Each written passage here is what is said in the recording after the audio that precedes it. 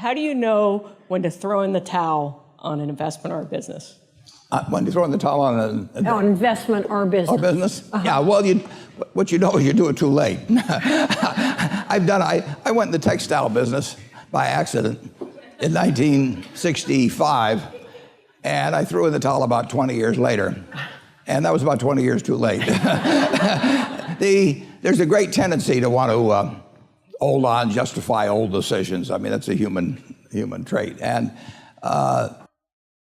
when you really know you've got a bad business is when you have a good manager and you're getting bad results. I mean, when you're getting bad results with a bad manager, you still have to examine the question of whether you can get better results if you get a better manager. Usually you can't.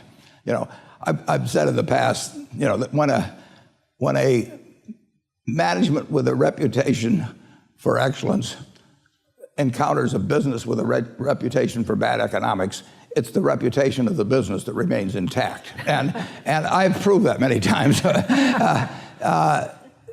are businesses that are just plain tough, and there may be too many competitors, but there's reasons why they don't drop out. There's reasons. Well, we started out in textiles, and we made over half of the linings for men's suits in the country.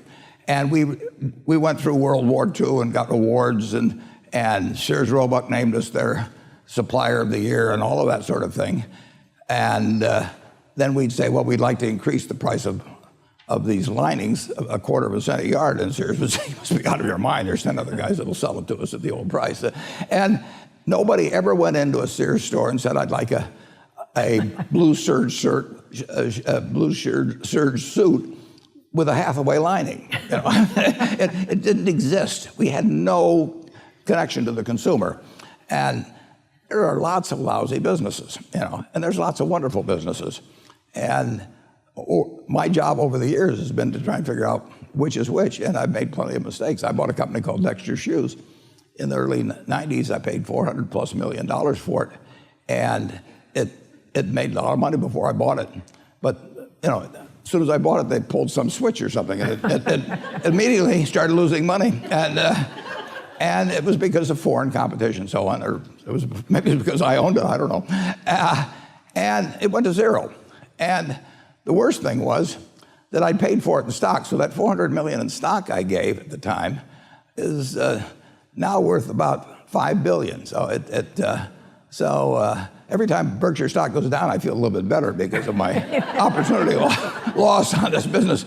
But when I looked at Dexter Shoe, they had a good position in retailers. They turned out good shoes. They had a great workforce, all kinds of things. But I just forgot one thing, that they weren't going to make shoes in the United States anymore. So you make mistakes, and it does pay to recognize quickly when you've made them. If you've got a good person running a business and it isn't making any money, you're in the wrong business, and you've got to face up to that.